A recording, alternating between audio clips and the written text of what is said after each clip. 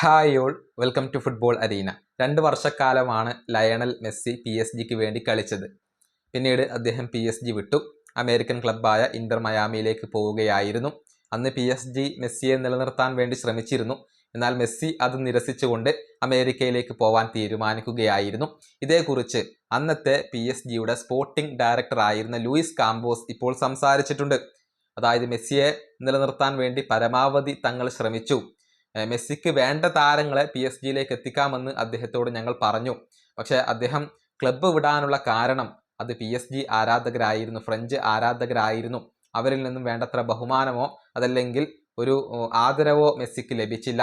അതുകൊണ്ടാണ് Messi France വിടാൻ അഥവാ PSG വിടാൻ തീരുമാനിച്ചത് എന്നാണ് ലൂയിസ് കാമ്പോസ് പറഞ്ഞിട്ടുള്ളത്. അദ്ദേഹത്തിന്റെ വാക്കുകൾ ഇങ്ങനെയാണ്: 2022 വേൾഡ് കപ്പിന് ശേഷം മെസ്സിയുടെ കോൺട്രാക്റ്റ് പുതുക്കാൻ വേണ്ടി ഞങ്ങൾ അഥവാ PSG സാധ്യമായതെല്ലാം ചെയ്തിട്ടുണ്ട്. ടീമിലേക്ക് കൊണ്ടുവരേണ്ട താരങ്ങളെക്കുറിച്ച് പോലും അദ്ദേഹത്തോട് അഭിപ്രായങ്ങൾ തേടിയിരുന്നു.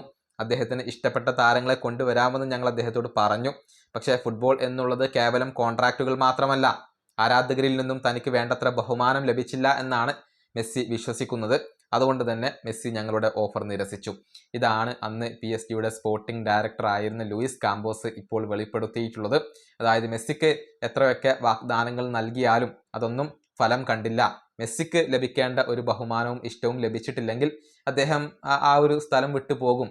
കോൺട്രാക്റ്റുകളിലൊന്നുമല്ല മെസ്സിക്ക് കാര്യം, മറിച്ച് അദ്ദേഹത്തിന് ലഭിക്കുന്ന ആ ഒരു ട്രീറ്റ്മെന്റിലാണ് കാര്യം എന്നാണ് ലൂയിസ് കാമ്പോസ് ഇപ്പോൾ വ്യക്തമാക്കിയിട്ടുള്ളത്. മെസ്സി എന്തുകൊണ്ടാണ് അമേരിക്കയിലേക്ക് പോയത് എന്നുള്ളത് നമുക്കെല്ലാവർക്കും അറിയാവുന്ന ഒരു കാര്യമാണ്. അതായത് യൂറോപ്പിലെ സമ്മർദ്ദം ഇനി ഒരിക്കലും അനുഭവിക്കാൻ മെസ്സി ആഗ്രഹിക്കുന്നില്ല. സമാധാനത്തോടു കൂടി കുടുംബവുമായി ഒന്നിച്ച് ജീവിക്കാൻ വേണ്ടിയാണ് മെസ്സി അമേരിക്കൻ ലീഗ് തിരഞ്ഞെടുത്തത്.